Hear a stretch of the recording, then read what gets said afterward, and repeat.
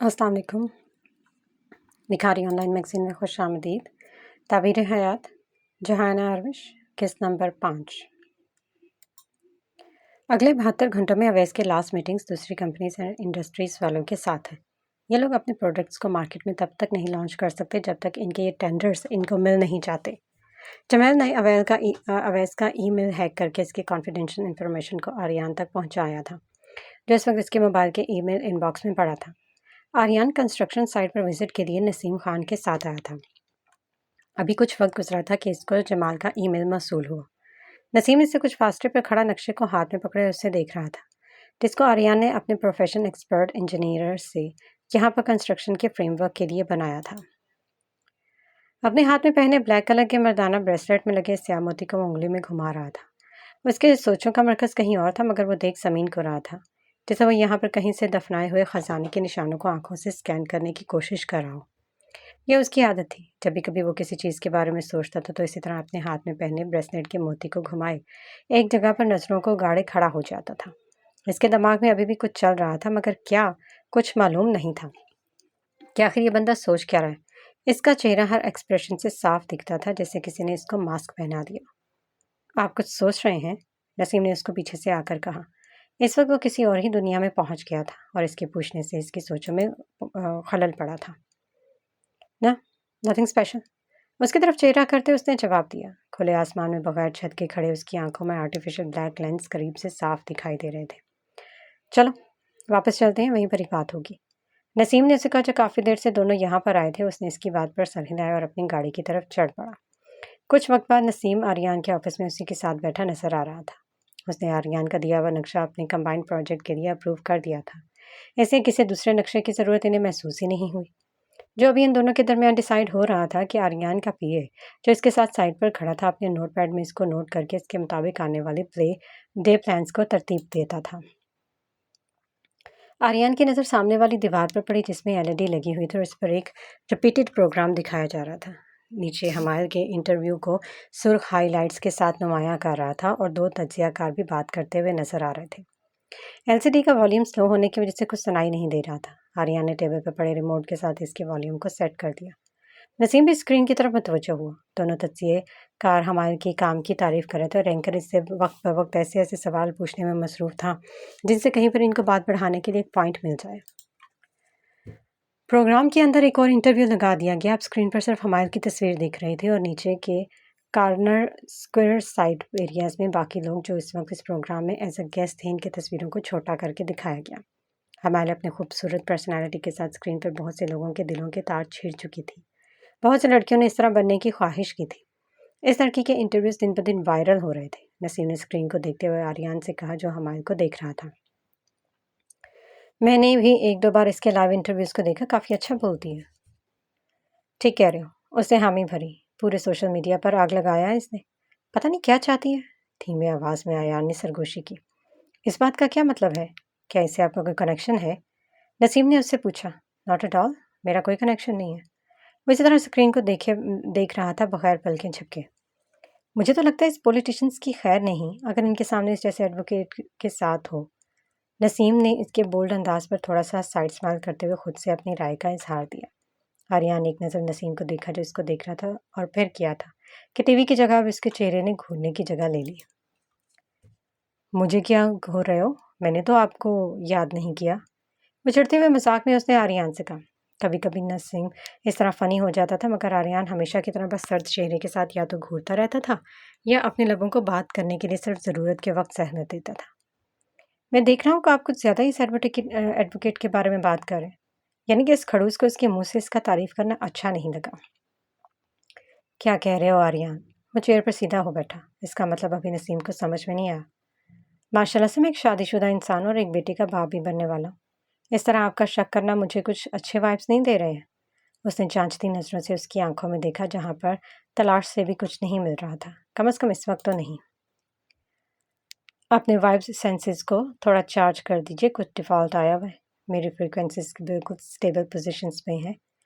मजाल है आर्यान खड़ूस अपनी बात सीधे तरीके से माने।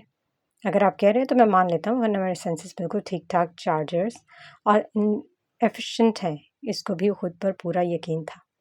वैसे एक बात कहूँ, जो चीज़ या जो शख्स तारीफ़ करने के लायक हो, उसकी तारीफ़ करना मुझ पर फ़र्ज़ हो जाता है।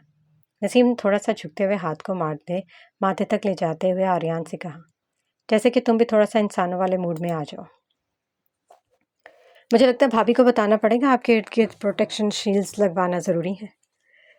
आर्यान ने धमकी देते उसकी बीवी का जिक्र किया जो कुछ दिन पहले नसीम ने पार्टनरशिप की खुशी में अपने इसे घर में डिनर के लिए बुलाया था। वहीं पर आर्यान की मुलाकात इसकी बीवी से हुई थी। मेरे दोस्त, आपकी भाभी मुझसे भी 2 हाथ आगे हैं। उसने एक ज़बरदस्त कहकहा लगाया। वो तुम्हें मुझसे भी ज़्यादा हुस्न की दीवानी है। आपके डिनर के आने के बाद सारी रात मुझसे आपकी तारीफ़ें करती रही थी। उसने अपने हाथ में पहने हुए वॉच को देखा। यहाँ पर आते हुए उसको काफ़ी वक्त हो गया था। आधे घंटे में इसकी मीटिंग होने वाली थी। आर्यान ने कुछ नहीं कहा। वो सच ही लगा उसके साथ इस जैसी मिली है। मुझे लगता है मुझे जाना चाहिए। वह कुर्सी से उठते हुए अपने कोट के बटन को बंद करते हुए आर्यान से कहने लगा, फिर मिलेंगे इंशाल्लाह। उसने इसके साथ हाथ मिलाया और दरवाजे की तरफ बढ़ गया। वैसे इस एडवोकेट की तारीफ करना बनता है। दरवाजे में खड़ा होकर थोड़ा सा मुड़ते हुए उसने आर्यान से कहा और निकल गया। श्योर, उसने भी वो जवाब दिया जो वो एक्सपेक्ट कर रहा था। वैसे भी उसे क्या फ़र्क पड़ रहा था। खैरियत है उस्मान, आपने मुझे इतनी अर्जेंट में बुलवा लिया। फुरकान इस वक्त अपने पर्सनल होटल में बैठा हुआ था और कुछ देर से फुरकान के आने का इंतज़ार कर रहा था जिसको उसने फ़ोन करके बुलाया था। सब ठीक है, बस तुम्हें याद करवाना था, उस्मान ने इसको उलझाते हुए कहा। अच्छा, ऐसा क्या था जो मुझे याद नहीं आ रहा? फुरकान ने आंखों को सोचने वाले अंदाज में छोटा करते हुए कहा, तुम्हारी डिलीवरी मैंने सेफली रिसीव कर लिया और अब मेरे पास महफूज है। अब तुम बताओ, तुमने जो कहा था वो कर लिया या फिर सिर्फ मुंह से तुम बात करते रहते हो? उसने ललकारते हुए शेर को मैदान में उतारने के लिए दावत दी थी। मैं कहता नहीं हूँ करता हूँ। मुझे उसके बारे में रात को पता चल गया था और रही बात मेरे करने की तो आपको 3 दिनों में पता चल जाएगा। उस्मान ने तो अपना चाल चली थी और काफ़ी हद तक इसमें कामयाब भी हुआ था, मगर इसको पता चलने की बात उस्मान के लिए परेशानी की थी। तुमने कहाँ देखा है? ये तो तय था कि तुम ये दोनों एक दूसरे पर यकीन नहीं कर सकते थे। कहीं तो मेरा पीछा तो नहीं कर रहे थे? उस्मान ने माथे पर बलों का जाल बनाते हुए अपने दिल की बात को मुंह से कहते हुए फुरकान से पूछा, जो एक पाँव को दूसरे पर डाले आराम से बैठा था। कितना मज़ा था इस नशे में भी कि बादशाह मोहरे के सामने झुककर परेशानी से सवाल पूछ रहा था। उस्मान साहब, आप इसे छोड़ें। आप अपने इलेक्शन के जीतने की तैयारी करें। और एक बात, आपने अभी आधा काम किया है। बादशाह को मोहरे की बातों से तस्दीक का शदीद एहसास हो रहा था, मगर उसने गधे को बाप बना लिया था। अब इसके मुताबिक काम करना तो था। जब 3 दिन बाद तुम मुझसे मिलोगे, इसका इंतज़ाम भी हो गया होगा। उस्मान ने तसल्ली देते हुए फुरकान से कहा, और जब उसने कहा है तो इसका मतलब इसके दिमाग में फिर से किसी नए मंसूबे को पाया तकमील तक पहुंचाया है। फुरकान ने कोई जवाब नहीं दिया। उस्मान ने मेन्यू कार्ड को उठाया और वेटर को आने का इशारा किया। जी सर, आप क्या लेंगे? एक वेटर होटल के यूनिफॉर्म में खड़े, हाथ में पेन और नोटबुक पकड़े इनसे पूछ रहा था। ब्लैक कॉफ़ी, उस्मान ने एक चीज़ को ऑर्डर करने का कहा। सर, आप क्या लेंगे? वही लड़का अब फुरकान से पूछ रहा था। मुझे एक आइस कॉफ़ी चाहिए। एक नज़र को मेन्यू बुक पर डाला और उसको वापस टेबल पर रख दिया। वो लड़का सर हिलाता वापस जगह पर चला गया। सुनो, किसी ने इसको पीछे से पुकारा। उसने मुड़ते हुए उसको देखा जिसने वेटर्स का यूनिफॉर्म पहना हुआ था। उम्र से अच्छे खासे 25-26 साल का लड़का मालूम हो रहा था। सर पर ब्लू कलर की कैप पहनी थी और हाथ में ट्रे को पकड़ा था। गेटअप से तो यहाँ का वेटर लग रहा था, मगर इसको यहाँ पहली बार देखा गया था। इसने गले को थोड़ा सा खंघारा। आप कुछ पूछ रहे हैं? उस वेटर ने इसका भरपूर जायजा लेने के बाद उससे कहा, अगर मैं आपसे कुछ पूछूं तो आप बगैर कोई सवाल करे मुझे इस बात का जवाब देंगे? वो सीधा काम की बात कर रहा था। वो वेटर अभी इसको नासमझी से देखने लगा। डरो नहीं, अलजबरा के सवाल नहीं पूछ रहा। उसने थोड़ा सा मजाक करते हुए अपनी बात को हमवार करने की कोशिश की। जी कहिए, आपने क्या पूछना है? दोनों की कमर इस तरफ थी जहाँ पर फुरकान और उस्मान बैठे थे। पहले बताएं, आपकी सैलरी कितनी है? जी। वेटर ने सवालिया नज़रों से उसे देखा। मैंने कहा था ना, कोई सवाल नहीं पूछना, सिर्फ जवाब देना है। उसने स्माइल करते हुए सीरियस अंदाज में कहा और उसके कंधे पर हाथ रख दिया। 30,000। उसकी आंखों में देखते उस वेटर ने उससे सच कहा।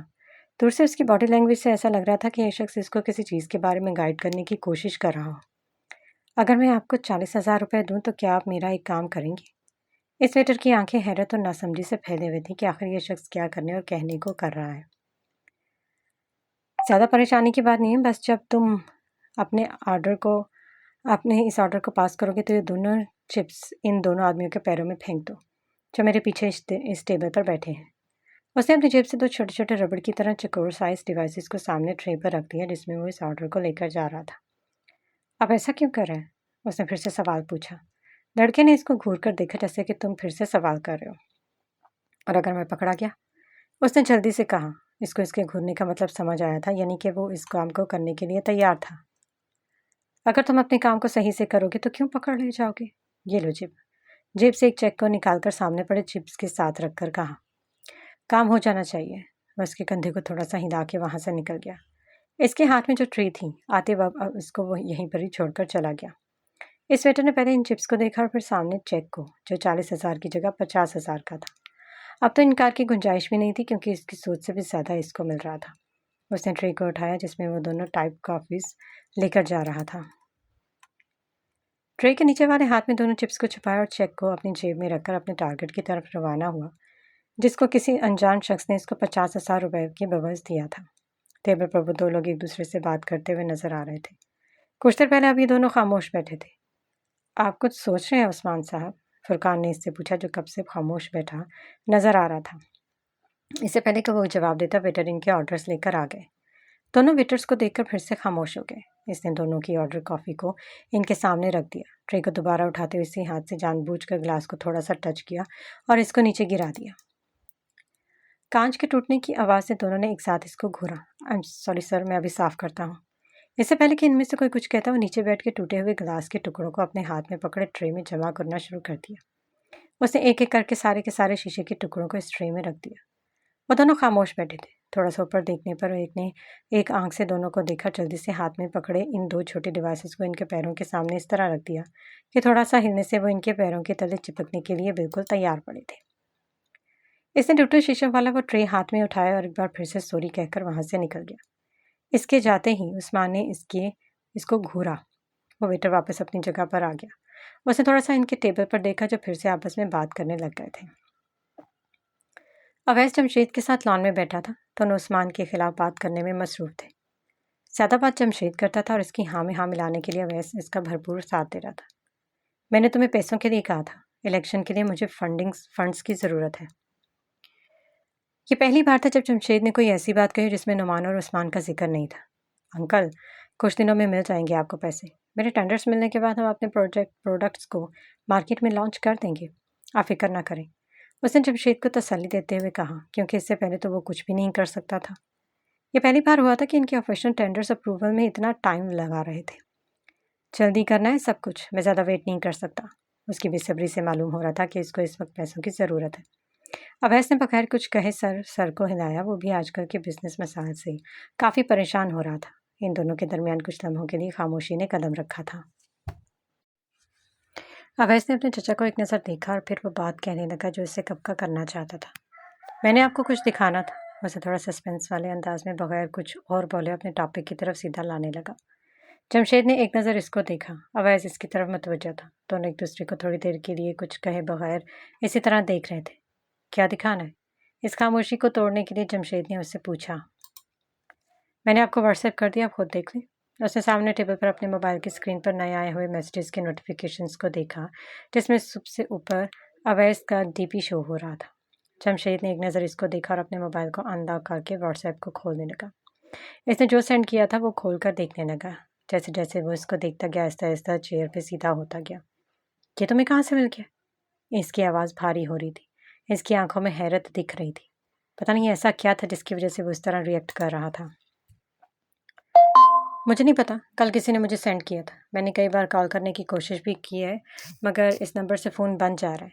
जमशेद एक बार फिर से इस फाइल को देखने लगा, जैसा कहने यकीन करना चाह रहा हो। वो दोबारा अपनी टोन में आने लगा। इसकी हैरत का लेवल अपनी जगह पर आने लगा और फिर इसने हवा में एक ज़बरदस्त कहकहा लगाया और आंखों से ज़्यादा हंसने की वजह से पानी बहने लगा। "अवैस, तुमने मेरा दिल खुश कर दिया है। मेरे बच्चे, तू तो मेरा शेर निकला। आजा मेरे गले लग जा।" अपनी जगह से खड़े होते उसने अपने हाथों को उसके लिए खोल दिया था। वो भी इसके करीब हो गया था। "उस्मान, अब तुम्हारी हार पक्की है," उसने तेज़ आवाज़ में कहा और वो अपनी खुशी में मस्त हो रहा था, जैसे कि इसको कोई ख़जाना मिला हो। अवैस अभी तक इसके गले लगा हुआ था। वो भी अपने चचा की ज़हनियत से अच्छी तरह वाकिफ़ था और जानता था कि इस वक्त ये इन्फॉर्मेशन कितना फ़ायदेमंद साबित हो सकती है। "मेरी बात गौर से सुने। अवैस को सामने करके उसने दोनों हाथों को उसके कंधों पर संजीदगी से रखा। मुझे ये सारी डिटेल्स आज रात के 8 बजे न्यूज़ में हाईलाइट चाहिए। कुछ देर पहले वाले मूड ने अब प्लानिंग मूड की जगह को ले दिया था। हर चैनल पर मुझे ये इन्फॉर्मेशन मिलना चाहिए और मिर्च मसाला लगाने के लिए जितने पैसे लग सकते हैं लगा लो। तुम्हारे बगैर इसमें मामले में मैं किसी और पर भरोसा नहीं कर सकता। तुम समझ रहे हो ना मैं क्या कह रहा हूँ? मैं सब समझ रहा हूँ। शाम तक कर लूँगा आपका काम। मुझे लगता है अब आपको भी ज़्यादा फंड्स की ज़रूरत नहीं होगी इलेक्शन के लिए। दोनों एक दूसरे की आंखों में देखते हुए दूसरे को अपने दांत दिखा रहे थे। आज इनकी लॉटरी लग गई थी, मनाना तो बनता था। जी नाज़रीन, आज की ताज़ा तरीन खबरों के साथ हम आपको बताते चलें कि मशहूर सियासतदान और पाकिस्तान के सबसे एक्टिव पार्टी के सीएम उस्मान अरसलान पर गैर कानूनी धंधों और अपने नौकर पर तशद्दुद करने और उसके मर्डर की रिपोर्ट हमारे पास एक खुफिया सराय से मंजर आम पर आई है, जो कुछ सालों पहले उन्होंने अपने असल रसूख के साथ दफनाए थे। स्क्रीन पर मौजूद रिपोर्ट्स आप देख सकते हैं, जिसमें से इनके खिलाफ FIR साफ दिखाई दे रही है। ये केस जो वकील इनके खिलाफ लड़ने के लिए तैयार कर रहा था वो भी इस वक्त गायब है। कुछ लोगों का कहना है कि इसको भी मैदान में हटाने वाला उस्मान अरसलान है। इनके गैर कानूनी धंधों में ब्लैक मनी और ड्रग्स की स्मगलिंग सर फहरिस्त है। नाजरीन, इससे पहले नबील हमदानी, जो इनकी पार्टी से ताल्लुक़ रखता था, गैर कानूनी धंधों में अंदर करवाया गया है और अब इनका सीएम पूरे जोश खरोश से अपने गलत कामों में पकड़े गए हैं। देखते हैं इस बार कि इस मुल्क का ये अदालत और यहाँ का सिस्टम इंसाफ करता है या फिर इसको झूठ करार देकर इन जैसे करप्ट लोगों को मासूम करार देते हैं। हर टीवी चैनल पर यही खबर चल रही थी। पूरे पाकिस्तान को तकरीबन खबर हो चुकी थी, मगर अभी भी उस्मान और नोमान आराम से लॉन में बैठे थे। शायद ज़मीन पर फेंकने और बेखबरी की मौत मरना इसे कहते हैं। आप लोग तो ऐसे बैठे जैसे कुछ हुआ ही नहीं। आर्यन अंदर से निकलकर इनकी तरफ आते हुए पूछने लगा और इनके साथ बाहर लॉन में चेयर पर बैठ गया। क्यों, क्या हुआ है? उस्मान ने पोते को देखकर पूछा। आपको नहीं पता क्या? आप लोगों के धंधे पूरे पाकिस्तान में दिखाए जा रहे हैं। वैसे कह रहे थे जैसे किसी पराई की बात करो। बिल्कुल रिलैक्स अंदाज में थे, जैसे इसको कोई भी फ़र्क नहीं पड़ रहा। वैसे दादाजान, मुझे बहुत अफसोस हुआ। आपको इतना भी नहीं गिरना चाहिए था और आप बाबा थोड़ा शर्म कर लेते। अपने बाप के काले धंधों में साथ देने के लिए तो शायद मुझे आपको आप बाप और दादा कहते हुए भी शर्म नहीं आती। इसको असल में दुख हो रहा था, क्योंकि अब तो जो होने वाला था इसका तमाशा पूरी दुनिया करने वाली थी। तुम क्या बक रहे हो? पता भी है तुम्हें? इन दोनों का रंग पल में बदल गया था और कब से बोले जा रहा था। मुझ पर चिल्लाने की ज़रूरत नहीं है दादाजान, इसके बरक्स उसने नीचे आवाज़ में कहा, क्योंकि उसकी ज़रूरत बहुत जल्द आपको होने वाली है। चाहे जाके टीवी को ऑन करें, सब कुछ पता चल जाएगा। उस्मान ने बेटे को देखा और तेज़ी से कुर्सी से उठकर अंदर की तरफ बढ़ गया। लंबे लंबे ढक पड़ते वो लाउंज में चला गया। लाउंज में लगे हुए बड़े से स्क्रीन को रिमोट से ऑन किया, जो वहाँ पर पड़ा था। बगैर किसी चैनल को बदलते हुए सामने सबूतों के साथ इसके कारनामे दिखाए जा रहे थे। पुराने केसेस को दोबारा से मंजर आम पर दिखाए जा रहे थे और इसके हाथ में रिमोट ने तो जैसे बटन्स प्रेस कर लिए थे चैनल को बदलने के लिए। हर एक पर बस यही एक बात बहस चढ़ी हुई थी। इस इलेक्शंस को जीतना किसी मौजे से कम नहीं था। जिसने भी इस खेल को खेला था बिल्कुल सही वक्त पर उसने अपना निशाना लिया था। अब तो उस्मान को मिनिस्ट्री के ख्वाब को खैराबाद करना चाहिए था, क्योंकि अभी का गेम खुद को बचाने का था और जब जान होगी तो आपकी जहानाबाद है। इस बार इनका टक्कर किससे होने वाला है? शायद केस खुल गया था तो अदालत में लड़ी भी तो जाएगी, लेकिन इस बार कौन लड़ेगा इसके खिलाफ अदालत में? इस बार कौन लेता है हाथ में इस अंगार को? इस आग में कितनी तपिश है इस बार? मैदान में कौन कूदता है इस बार खुद को जलाने के लिए? कहाँ गए हैं मेरे फाइल्स? कब से हमायल अपने कपबोर्ड और टेबल पर उसको ढूंढने की कोशिश कर रही थी, मगर उसको मिल ही नहीं रहे थे। सलमा आंटी, नीचे उतरते हुए उसने तेज़ आवाज़ में आवाज़ लगाई। जी हमारी बीबी। हाथ में खाने का बड़ा सा चमचा पकड़े किचन से बाहर निकल गई। मेरे कुछ फाइल्स नहीं मिल रहे। आपने तो नहीं कहीं पे रखा? छोटी बीबी, वो बड़ी बेगम साहिबा ने कहा था कि आपके कमरे की सफाई करूं। आपके सारे फाइल स्टोर रूम में रखे हैं, पर मैं अभी खाना बना रही हूँ। फारूक होकर आपके कमरे में रख दूंगी। आप काम करें, मैं अपना काम खुद देख लूँगी। वरना डाइनिंग टेबल की तरफ बढ़ने लगी। शुक्रिया छोटी बीबी। वो वापस किचन के अंदर चली गई। हमारे ने टेबल पर पड़े पानी में से एक गिलास पानी पिया और स्टोर रूम की तरफ चली गई, जो ज़मीन से 2-3 स्टेप्स की गहराई में बनाई गई थी, जिसमें घर के सारे पुराने चीज़ें पड़े रहते थे। उसने दरवाजे को हैंडल घुमाया और उसके अंदर चली गई। अंदर बिल्कुल तारीकी थी। दरवाजे के पीछे से इलेक्ट्रिक बोर्ड में उसने एक बटन दबाया और वहाँ की सारी लाइट्स को ऑन किया। रोशनी हो गई थी। इसके डॉक्यूमेंट सामने पड़े थे, जिसको वो इतनी देर से ढूंढ रही थी। उसने एक लंबी सांस को बाहर निकाला और अपने फाइल्स को वहाँ पर अलग अलग करके फिर से कमरे में ले जाने के लिए उठाने लगी। हमाल ने जैसे ही मुड़ते हुए कदम उठाया, एक दरमियाने साइज़ की सूटकेस उसके पैरों पर गिरने लगी और इसका पैर उसके नीचे दबने लगा था। अब इसको भी गिरना था। थोड़ा-सा नीचे होते गिरे हुए सूटकेस को हटाने लगी, जिसके पीछे इसका पैर अटका हुआ था। इसमें क्या हो सकता है? खुद से कहते अपने फाइल्स को साइड पर रखकर उसको खोलने के लिए ज़मीन पर बैठ गई। ज़्यादा टाइम होने की वजह से इसके लॉक को ज़ंग लग चुका था और सीधा करके दोनों लॉक्स को गौर से देखा उसने। हर लॉक की साइड पर एक-एक बटन था। उसने एक बटन को ज़ोर से दबाया और वो लॉक क्लिक की आवाज़ के साथ खुलने लगा। इस तरह दूसरे लॉक को भी ज़ोर से अनलॉक करके दोबारा से ज़मीन पर रख दिया।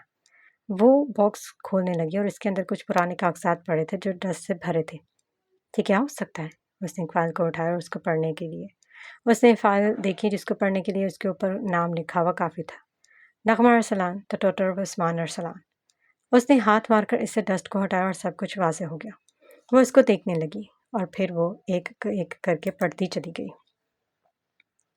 सारे के सारे कागज़ात को उसने पढ़ लिया था। उसको आज एक बहुत अहम सच्चाई का इल्म हुआ था, जिसको छुपाने के लिए उसकी माँ ने इतने साल गुज़ारे थे, जिसके पूछने पर हज़ार बार ज़बानों और आवाज़ों को ग्रहण लग जाती थी। मगर क्यों? सवाल इस क्यों का था, जिसका जवाब उसके पास नहीं था। इसी तरह बगैर वहाँ से कुछ उठाए ऊपर की तरफ अपने कमरे को बढ़ने लगी। आज की उतरती शाम और दोपहर के इस थोड़े वक्त में सालों की यादें जिंदा हो गई। दिन की रोशनी तारीका कलबादा उड़ने लगी। कोई अपनी सोचों के साथ आसमान को देख रहा था। उसके लिए यकीन करना मुश्किल हो रहा था कि जिस शख्स से इसको पहली नज़र में नफ़रत महसूस हुई थी, वो इसके माँ-बाप का था। रिश्ते में इसका नाना लगता था, जिसके हथकंडों से आज पूरा मीडिया पर बात हो रही थी। बहुत सोचा उसने, लेकिन फिर भी इसको अपनी माँ के छुपाने की वजह मालूम नहीं हो रही थी। आखिर ऐसी क्या बात थी जो इस रात मम्मा रोते हुए इस पर मुझे यकीन ना होने से डरती थी। कई बार तो उसने सोचा कि जाऊं और सीधा इनसे पूछ लूं कि किस वजह से उस्मान अरसलान की सच्चाई को मुझसे छुपा रही हैं, मगर फिर रुक जाती थी। उसने फैसला कर लिया था कि जिस तरह वक्त ने उस पर यह साबित कर दिया, इससे भी आखिरकार वो पर्दा उठा ही देगा। अस्सलाम वालेकुम अंकल। हमारा अभी कुछ देर पहले चैम्बर में पहुंची थी। रोज़ की तरह उसने बैरिस्टर सजाद को उसके ऑफिस में जाकर सलाम किया। उसने सर हिला के सलाम का जवाब दिया और सामने कुर्सी पर आंखों से इशारा करके बैठने का कहा। अगर आप बिज़ी हैं तो मैं बाद में आ जाती हूँ। उसके ऑफिस में आज कोई गेस्ट आया था। अब तो वकील लग रहा था और उम्र में भी सर सजाद के लग रहा था और उसके साथ बात करने में बिज़ी थे। इसलिए उसने बाद में आने का कहा। आ जाओ माल बैठो। उन्होंने फिर से उसको बैठने का इशारा किया। इनके फिर से कहने पर वो वापस आ गई थी और इनकी बातें भी इस बैठे हुए शख्स से बंद हो गई थी। हमारे बहुत पुराने दोस्त बैरिस्टर शबीर हैं और ये मेरे चैम्बर के सबसे ब्रिलियंट एडवोकेट हमाल मारूख। उन्होंने दोनों का तारफ़ करवाया। वो शख्स इसको देखने लगा। Nice to meet you. उसने फैमिली कहा और उसके साइड वाले चेयर पर बैठ गई। इनको तो मैं जानता हूँ, आजकल न्यूज़ में रोज़ देख रहे हैं, माशाल्लाह से इतनी कम उम्र में कामयाब हो गई हैं। उसने मुतासिर नज़रों से सजाद को देखा, जैसे कहने की कोशिश कर रहा कि she is such a gem. Thank you sir, आप लोग हमेशा मेरे आइडियल रहेंगे। उसने अपनी खूबसूरत मुस्कुराहट के साथ कहा, अरे बेटे, आजकल तो हम आपके फ़ैन बन गए। It's a lot sir, thank you so much. चलो अच्छा हुआ आप भी आ गई। मैं इनसे अपने केस के बारे में डिस्कस करना चाहता था। अगर आप जैसे काबिल एडवोकेट होंगे तो हो सकता है हमें भी आसानी हो जाए। अगर आप इसमें हमारा थोड़ा-सा हेल्प करना चाहें तो। ऑफ़ कोर्स, मुझे खुशी होगी कि मैं आपके साथ कुछ काम करूँ। उसने एक नज़र सजाद को देखा, जो इसको देखकर मुस्कुरा रहा था। आज किसी अनजान शख्स से इसका थोड़ा मूड लग गया था। इसके मूड स्विंग्स आज किसी नए शख्स को देखकर इस पर हावी नहीं हुए थे। चलो शबीर, तुम्हारा काम तो हो गया। मुझे उम्मीद है 2-3 पेशों में तुम्हारा केस राउंड हो जाएगा। अब बताओ किस केस के बारे में बात करना चाहते हो तुम? वेल, देखते हैं, उम्मीद है कि ऐसा हो जाए। तुम बता तो दो तुम्हारा केस क्या है? मैं उस्मान अरसलान के बारे में बात करना चाहता हूँ। 24 घंटे मगर अभी तक किसी ने भी इसके खिलाफ केस को लेने की ज़रूरत नहीं की। मेरा इससे कुछ घंटों पहले तक कोई काम नहीं था, मगर फिर भी मुझे अपना काम बिल्कुल बेकार लगने लगा। अगर हम किसी मुजरिम को सिर्फ इसके लिए एक्सपोज़ करना नहीं चाह रहे कि वो पावरफुल हैं, तो हम में और इनमें कोई फ़र्क नहीं रहा। अगर वो ज़ुल्म कर रहे हैं तो हम भी खामोश रहकर इनका साथ दे रहे हैं। इसलिए मैंने फ़ैसला किया कि मैं अभी इस केस को लड़ूंगा। उससे पहले से हर उस बैरियर को क्लोज़ कर दिया जिसकी वज़ह से कोई इसे मना करने की कोशिश कर रहा हो। आपको तो हम कुछ कह नहीं सकते, मेरे दोस्त, क्योंकि तुम मुझसे ज़्यादा जानते हो। बहरहाल, अगर आपने फ़ैसला कर लिया तो हम आपकी हेल्प करने का भरपूर कोशिश करेंगे।